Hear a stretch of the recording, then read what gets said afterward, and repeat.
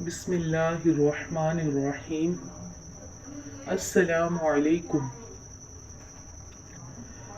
معزز ناظرین، تاریخ اسلام کی ایک اور انتہائی اہم اور معلومات سے بھرپور قسط میں آپ کو خوش آمدید کہتے ہیں۔ پچھلی قسط میں ہم نے تفصیلاً دیکھا کہ کس طرح اسلام کا پہلا غزوہ یعنی غزوہ ابوا پیش آیا اور مسلمانوں نے بنو زمرہ کے ساتھ امن معاہدہ کیا۔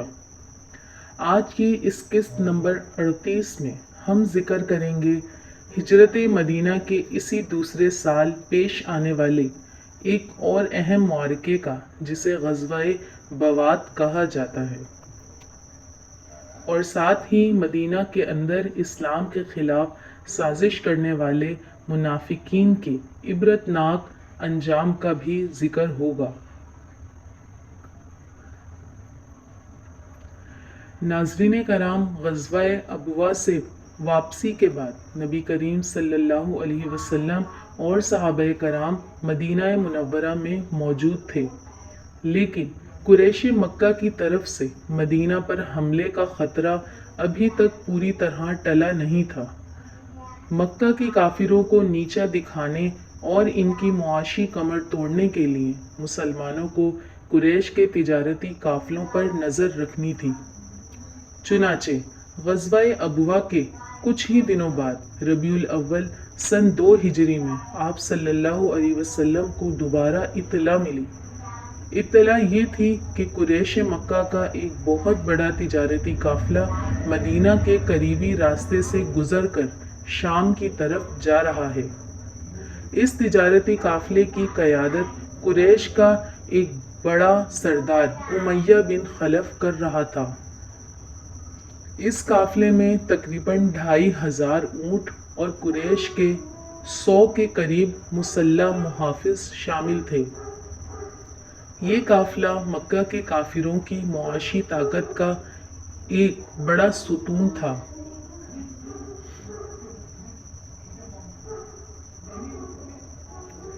اطلاع ملتے ہی نبی کریم صلی اللہ علیہ وسلم نے صحابہ کرام کے ایک لشکر کو تیار ہونے کا حکم دیا۔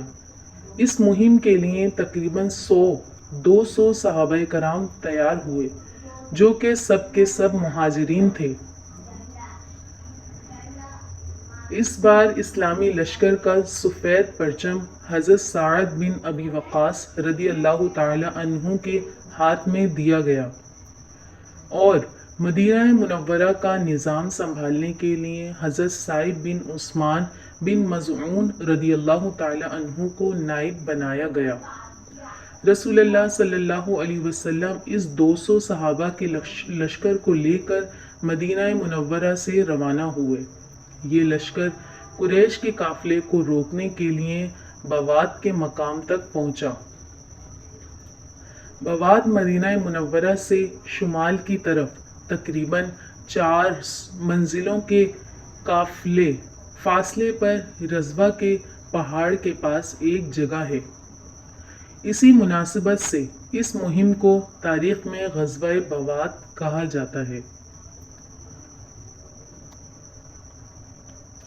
ناظرین کرام، جب اسلامی لشکر بوات کے مقام پر پہنچا تو قریش کا وہ تجارتی قافلہ وہاں سے گزر چکا تھا۔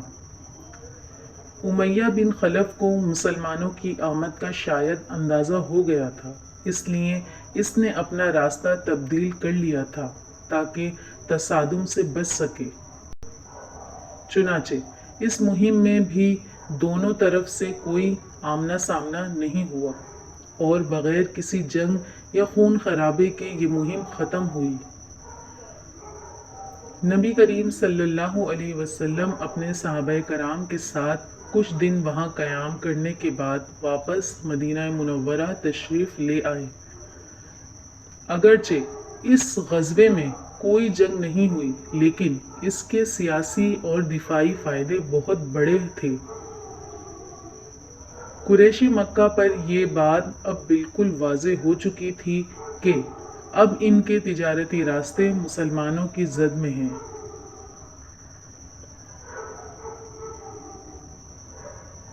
ناظرین کرام، جہاں ایک طرف مدینہ کے باہر قریش سرگرم تھے، وہیں مدینہ کے اندر کچھ منافقین اور حاسدین بھی مسلمانوں کے خلاف زہر اگل رہے تھے۔ انہی میں سے ایک عورت تھی جس کا نام اسما بنت مروان تھا۔ یہ عورت اسلام اور نبی کریم صلی اللہ علیہ وسلم کی شان میں انتہائی گستاخانہ اور توہین آمیز اشعار لکھتی تھی اور مدینہ کے دوسرے قبیلوں کو مسلمانوں کے خلاف بھڑکاتی تھی۔ جب اس کی گستاخی اور سازشیں حد سے بڑھ گئیں تو رمضان سن 2 ہجری میں ایک نابینا صحابی حضرت عمیر بن عدا رضی اللہ تعالی عنہ نے ایک بڑا فیصلہ کیا۔ وہ رات کے اندھیرے میں اس گستاخ عورت کے گھر پہنچے اور اسلام کی اس دشمن کا ہمیشہ کے لیے خاتمہ کر دیا۔ اگلی صبح جب انہوں نے بارگاہ رسالت میں یہ واقعہ عرض کیا تو آپ صلی اللہ علیہ وسلم نے ان کی اس بہادری کو بہت سراہا اور صحابہ سے فرمایا کہ اگر تم کسی ایسے شخص کو دیکھنا چاہتے ہو جس نے غیب میں اللہ اور اس کے رسول کی مدد کی تو عمیر کو دیکھ لو۔